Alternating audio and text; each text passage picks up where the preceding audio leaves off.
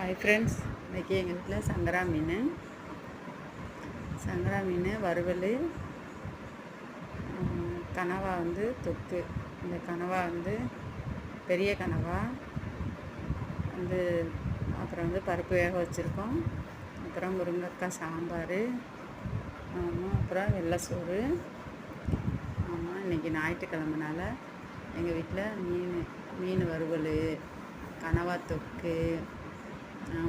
தொக்கு கொஞ்சம் வச்சோம், கனவா கொஞ்சம் ஃப்ரை பண்ணணும்.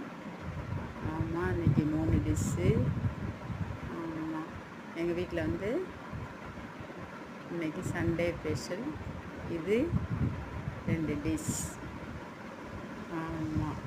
எல்லோரும் நல்லபடியாக திருப்தியாக சாப்பிட்டோம் ஃப்ரெண்ட்ஸ்.